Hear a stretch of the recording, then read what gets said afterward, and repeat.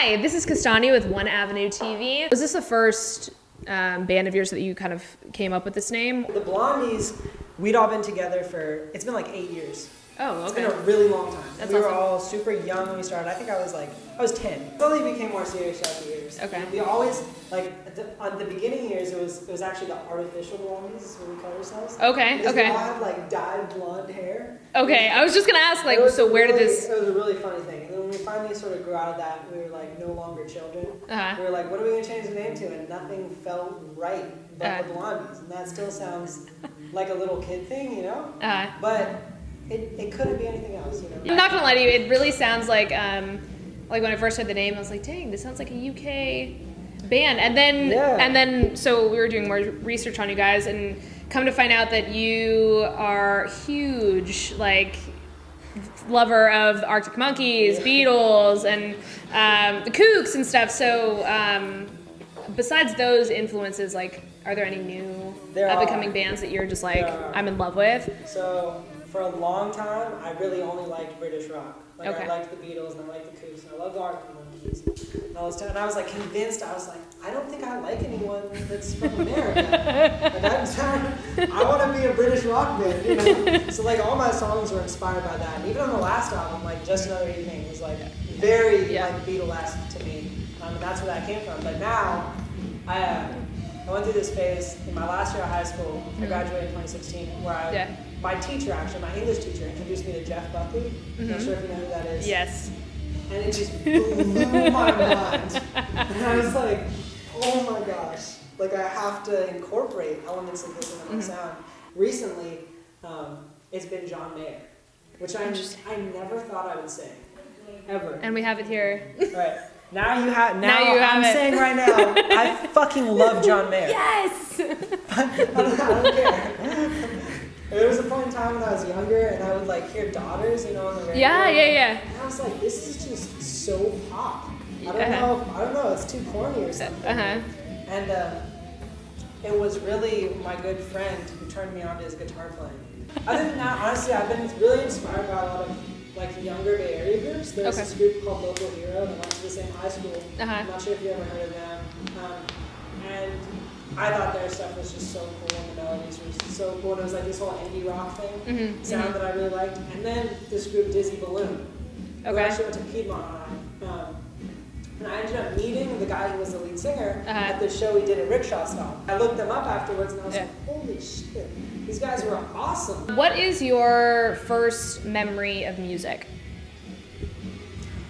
Wow. Well, I always had this grand piano in my living room growing up. It's like this Steinway that my mom inherited from her mom. Okay. And, you know, otherwise I never would have had a piano like that. And that was just such a blessing. And I was able to sit down and just bang on the keys when I was a little kid. And we always had this classical guitar in the corner of the room too, same room. And I would pick that up and just, you know, brutally bang on the strings. But the most significant thing to me was actually, I was in the car. And my parents always used to go to the farmer's market on, I think it was Tuesdays after school. And I was in the car one day after school with them, going to the farmer's market, and they put on an Eric Clapton CD. And I was listening to him, and I was like, oh my gosh, this is so cool. Like, I want to play guitar. And I think I was like 5.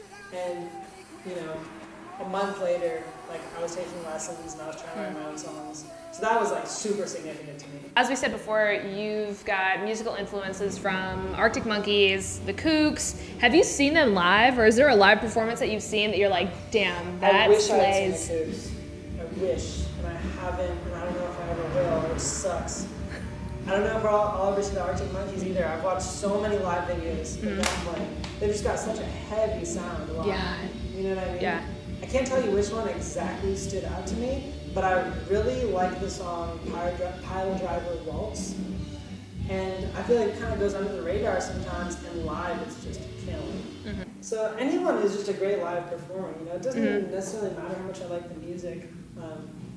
Is like really cool to see. And that's like really, it's easy to draw inspiration from that, you know? You're someone who's really hyped, you know, and like really has that connection with the crowd, or even like someone like Buckley who didn't really have that connection with the crowd, but just seemed like he was so dialed into his music and just believed every single word that he was singing. It was like, watching that has been really, really inspiring to me as well. What do you think that you do to stay creative when you're trying to write?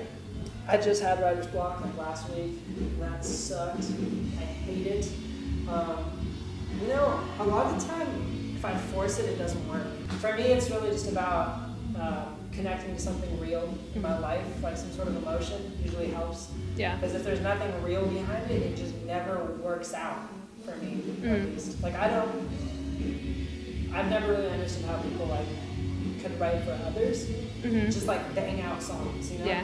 Because it's never worked like that for me where I can just sit down and write a melody and be happy with it. Like I've always had to really connect it to something in my life and like really have some sort of emotion behind it and be feeling something. Luckily right now I've had a plethora of things. And I still got writer's block last week and came out of it when I just got really sad about all of my friends dipping out. One of my friends is going to the Air Force, another one's going back to school. Two of them are actually going back to school. One's going to Thailand. Whoa. And I was just like, fuck, like, I'm going to be all alone. You know what I mean? And that's just like, just that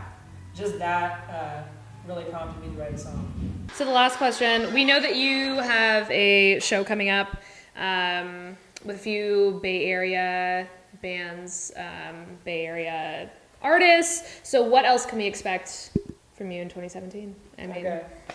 Yeah, so I guess I'll go into what we were talking about beforehand. Yeah.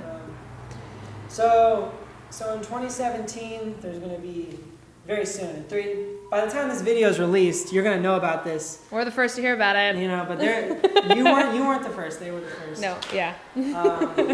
So in 2017, you know, I spent a lot of 2016 touring with the Blondies, and that was a great time. And we all really bonded during that time, and we're testing the waters of what it would be like to be a touring musician instead of going to school. Yeah. And a few of the members decided after that time they really wanted to go to college. Yeah. And finish college, and like, that was really important for them, and that's awesome, you know.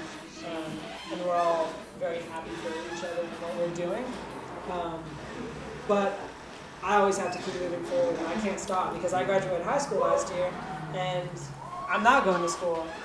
I know I want to play music, and I know it's something I love, and I know I'm not going to be happy with my life 20 years down the road if I don't spend this time playing music now. Yeah. The very natural transition is sort of transition from the Blondies being a brand to more Simon-centered look and brand. Yeah. Because I've always been the principal songwriter and the lead singer, and it was a really natural thing to make happen.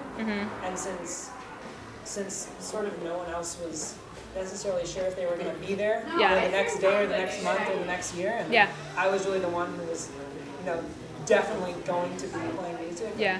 That transition was very natural, so it made a lot of sense. So the next record you hear that's going to come out will be under Simon Lunche. That's rather awesome. than Blondies, which is exciting in many ways and sad because the Blondies has been a thing for so long.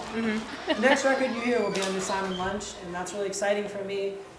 Always having been the songwriter, you know, it's almost a new level of responsibility to like really have your name behind it. Because even though I've always been sort of writing the songs, it's always been the Blondies, you know. So it's like there's almost not as much pressure like put on you in a way because people don't know like, that it's just you writing and producing it. So are we expecting an album coming out sometime soon? Like, do we have a date on that, or is it just? I can say tentatively September-ish. Okay, awesome. And that process is long right now, especially, you know, I've been working on writing a lot in the past many months, and I've got almost enough songs for the record, and now what I've been doing recently is trying to find the right producer for the record.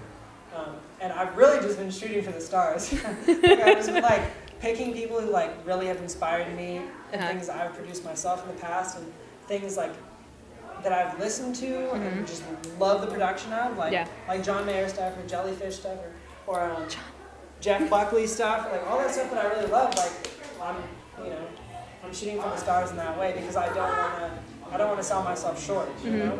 Yeah. So we'll see how that goes. We'll see, you know, who likes it and who doesn't, and who wants to pick up on the new songs and who doesn't. But either way, there should be a record around September, which I'm very excited for. That's awesome. And then hopefully a lot of touring after that. So we're gonna expect the touring after the records. Okay. after the record's done and is out, there will probably be months on end of tour. Okay. So spanning like October, through December-ish. Yeah. Do you have any like specific places that you've got in mind right now? Always Pacific Northwest. Yeah. Canada, Arizona, Texas. Hopefully I'll go back to New York because that was a lot of fun. I know there's people over there in like Boston that really want to see us and want to see us for a long time, so I'm hoping to get to them. Eventually, I really want to get to the UK because I've got some really cool fans out there, and obviously it's hard to get a bunch of gear, over there across an ocean. Yeah. It's a very long way. It's an extensive process. I mean, and there's lots of gear. There's amps, there's drums, guitars, and that's a process, but hopefully that's going to happen some point soon. So that's where I'm at. Yes. What to expect. Okay, so you heard it first. This is Castani with One Avenue TV, and I'm here with Simon from the Blondies, and we're pumped for 2017. And John Mayer, obviously. Mostly John Mayer. Always. Always. John Mayer. Yes.